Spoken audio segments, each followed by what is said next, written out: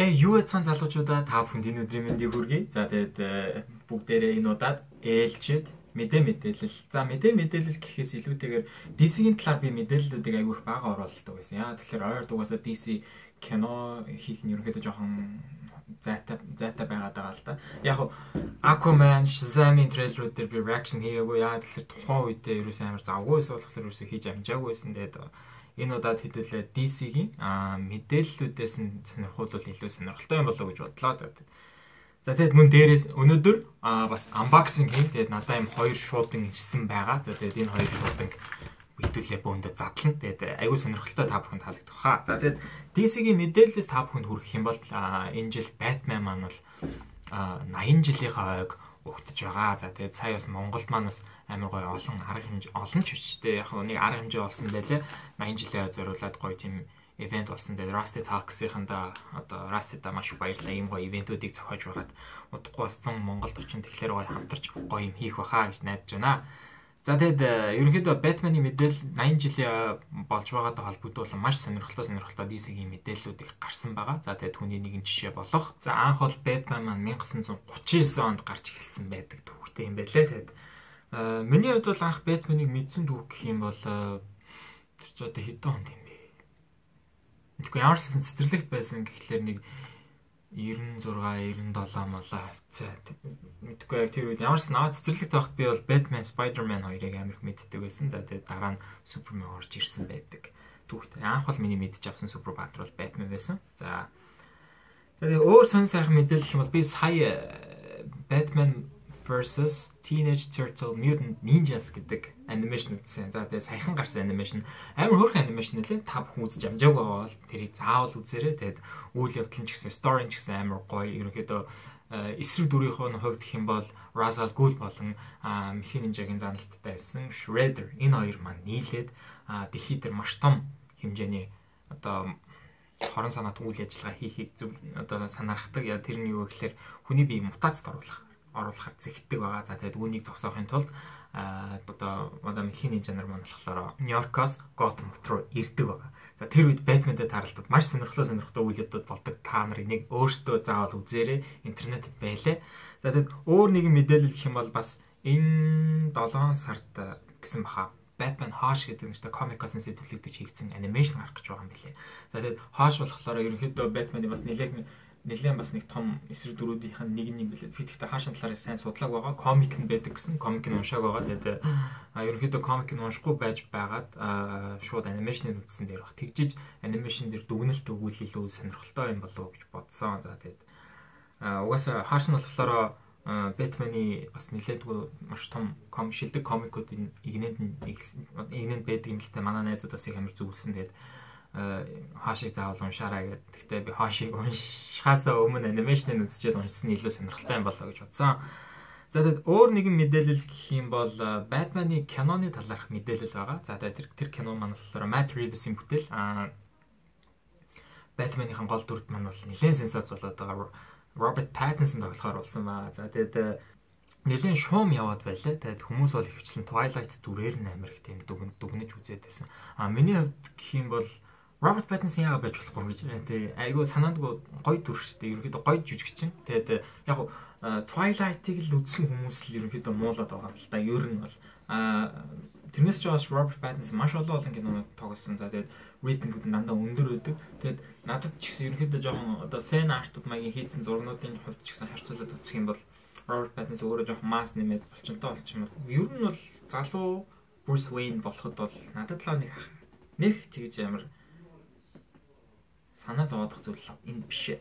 Ер нь бол аягүй чадварлаг бүтээх бах. Үүнээс илүүтэйгээр өөрт нь маш том хариуцлага ирж байгаа. Тэгээд өмнө ч гэсэн бүтээжсэн дүрүүд дээр нь Christian Bale дээр ч гэсэн хүмүүс ярьжлээсээ тухайн үед нь яг ярьжсэн. Тэгээд Christian Bale яаж Batman болох юм бэ тэр чинь ингээд бас Heath Ledger-ыг яаж Joker болох юм бэ ч юм уу. За бүр Bag-ийг гэхэд Wonder Woman дээр тоглодог Gal Gadot-ыг хүртэл Wonder Woman тоглох гэж байна гэхэд бас хүмүүс амар hater хийж байсан. Тэгээд Robert Pattinson ч гэсэн энэ бүх зүйлүүдийг бас даван туулах байх гэж би бодож итгэж байна. Яагаад тэгэхээр энэ бол нэг талаар бас амар том сенсац болж байгаа. Robert Pattinson энэ кинонд тоглож байгаа. Дийлэнх хүмүүс итгэж чадахгүй.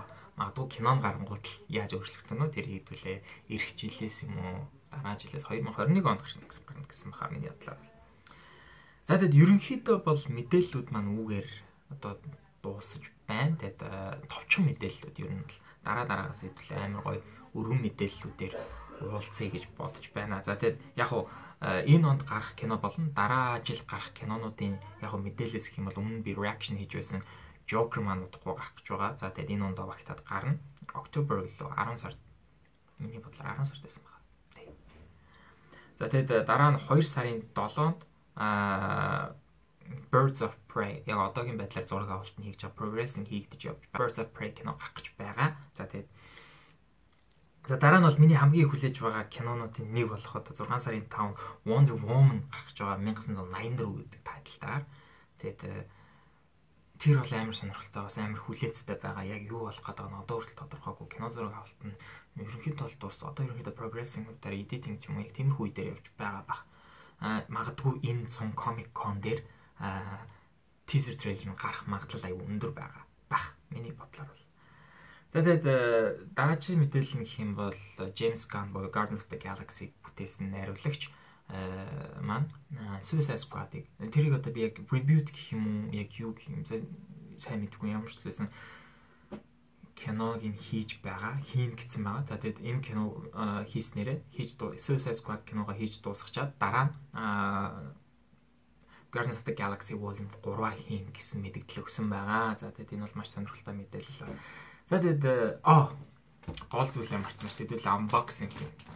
За тэгээд би интернетээр юу яасан? Комик захиалсан. Тэгээд комик захиал болон бас PlayStation-ы тоглоом захиалсан байгаа. Тэгээд хэдүүлээ одоо задлж үзээд илүү дэлгэрэнгүй ярьсан байна. За тэгээд эхнийхээ package-ийг unboxing хийцгээе. Тэг хандлаа. Тэгээд энэ комикийг би 7 хоногийн бараг хэдэн 7 хоногийн өмнө захиалсан. Тэгээд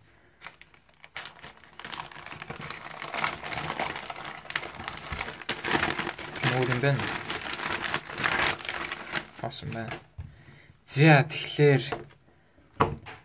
Batman Data of the Family гэдэг нэртэй. Энэ нь болохоор volume 3 нь. Тэгээд өмнөх би volume 1 2-ыг онлайнаар одоо уншсан байдаг. Маш сонирхолтой анимашн тэгээд зураглалыг ч гэсэн маш сонирхолтой. Амар тийм наривчлалтай детейлтэй тийм зураглалтай ийм комик байгаа. Дээрээс нь англи хэл дээр байна. Солонгост комикууд байдаг л да. Тэгээд солонгост байдаг дийлэнх комикууд маань юутай одоо солонгос хэл дээр яг гоё л нөгөө уншин л та солонгос хэл дээр. Гэхдээ англи хэл дээр уншвал бас илүү гоё сонирхолтой юм болоо гэдэг үднээс нь би нэг интернет дээр хайж агаад ерөөхдөө юм англи хэл дээр авсан байгаа. За ингээд эхний маань пакэж энэ байна. За энэ тавьчих. За дараагийн пакэж. Дараагийн пакэж нь PlayStation-ы тоглоом байгаа. За тэгээд уул нь PlayStation тоглоом чи энэ тоглоом нөх шиг байна. Энэ яг юу юм бол энэ хатуу. Бүгд сонирхцгаая. За бас л тайлбарлахгүй гэдэг. Шууд утгаараа л тайлаа.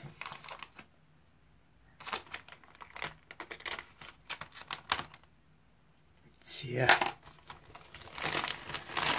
Юу вэ? За байж байгаа. Эхлээд хэдүүлээ тоглоомыг гаргаа. За тоглоом нь бол Overwatch гэдэг нэртэй тоглоом, онлайн тоглоом байдаг. Гэхдээ Монголд хүмүүс хэрэг тоглодог юм сайн мэдэхгүй байна. Энэ маань болохоор юм онлайнаар 6 хүн нэг тим болоо тоглодог. Гэхдээ сүүлийн үед бол тийм ивентүүд нь гарч ирсэн байлаа. Би бол тоглоагүй сүүлийн бараг 2 жил тоглоагүй. Анхнаас нь эхэлж тоглож байсан тоглоом. Тэгээд энэ хөлбраас олж авсандаа амар баяртай байна. Яг гол нь юу гэдэг энэ англи version Origins Edition гэдэг хөлбөр нь. Тэгээд эндээ бас давхар бонус limitation байгаа. Одоо скинтэй гэх юм одоо энэ дээр. За ийм хоёр юмтай байна. Тэгээд тоглоомны маань диск маань энд байна.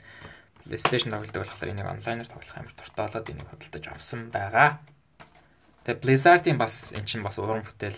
Юу animated series-үүд айгуу сонирхолтой. Та бүхэн ерөө YouTube дээр үзэх юм бол Overwatch гэж хайгаад үзээрэй. Айгуу сонирхолтой. Тоглоом ч гэсэн айгуу сонирхолтой. За энэ юу юм болоо? Volume 1 гинэ. Комик юм бах та. Тийм биш комик биш. Оо damn. Really? Комик байдаг гэж сонсчлээсэн л та. Гэхдээ комик ингэж дагалдаж ирнэ гэж өстой бодсонгүй. Ер нь бол сонирхолтой. Комик нь уншиж байгаагүй юм байна. Тэгээд volume 1 ирсэн. Энэ үгээд дөрүүдийнх нь юунууд юм шүү дээ. Одоо энэ жишээ нь Anna гэж байна. McGregor. За ерөнхийдөө бол иймэрхүү комик нэм сонирхолтой хийцтэй юм байна. Overwatch. Тийм. Уг нь гоё англи хэлтэй байсан бол. Өнөөдрийн маань DC-ийн талаарх мэдээлэл маань энэ хүрээд өндөрлөж байна. Тэгээд маш сонирхолтой зүйлсүүдийг unboxing хийлээ. Overwatch-ing comic. За тэгээд Overwatch-ing PlayStation-ы тоглоомтой. За тэгээд давхар Batman Death of the Family гэдэг энэ comic-ийн volume 3-ын мэдээлэл unboxing хийлээ. За тэгээд энэ бичлэг маань та бүхэн таалагдсан бол like, share, subscribe, comment хийх хэрэгтэй байна. За тэгээд дараагийн дугаараар уулзлаа. Түр баяртай.